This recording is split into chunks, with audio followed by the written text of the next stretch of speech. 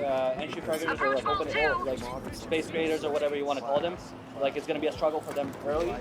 But eventually, as the team is becoming like more consistent and there's more dry runs and everybody understands each other, I think that's where actually players kind of this role like thrive. Okay.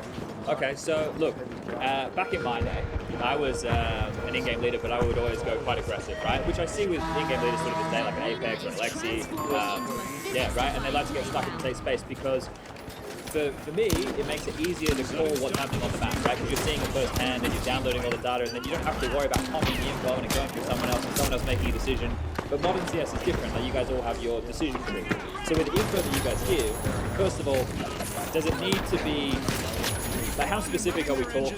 Like for you guys when you're giving info, because you're going out into places, you need to focus on your crosshair. You're pushing through smokes and flashes. You're looking for fights, but your communication is probably the most important part of the space. Yeah. I mean, usually there's like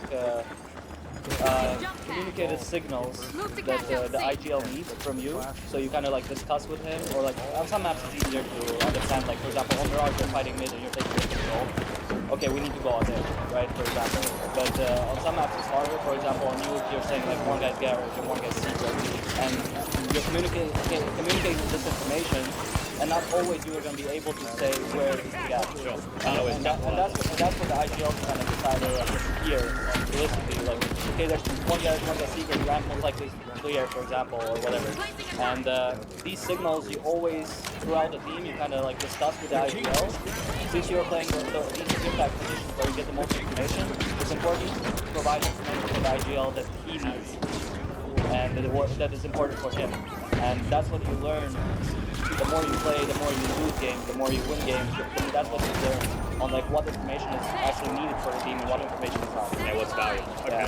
Yeah, I think for you, as an example, Apex used to be the classic definition of an entry player. But he has you and Cyber within the team to kind of take that space. Does it ever feel like he knows how to set you up more because he used to play? A lot of times he sets me up like he would tell me like he would say a call and he would know that I would be good in that position, like go to a smoke and do that and that and that. And I like this role, right? And he just gonna send Zy with you. It might be a sacrifice if you want it for the late round. So a lot of times he goes to set me up and like you can do that. Like just like an example, like you could jump here and just run. They never. I think it changed a lot. Like as Yekin was saying, I think Yekin has the benefit of experiencing being an IGL, so actually knows as well how and it's pretty tough, right, for an IGL to decide. Nowadays, it's like you see one guy secret, one garage, and there are two ramp. Like you play like people know already like what's up with that. But I think a lot of the entry change with the anti-stratting. Like, you know, a guy with AUG shoots under heaven, that's ropes. Right? And guys go up. You know, like what about Kirk? He has all sometimes, you know. Yeah, but it's just like you know some stuff.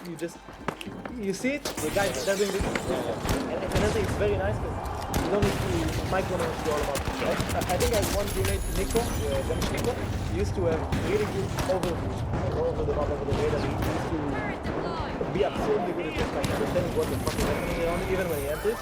But he was the only player with me that, like, even when he was, like, let's say I'm entering and someone is dead, a lot of times I would ask him to do my job, like to communicate, where he is.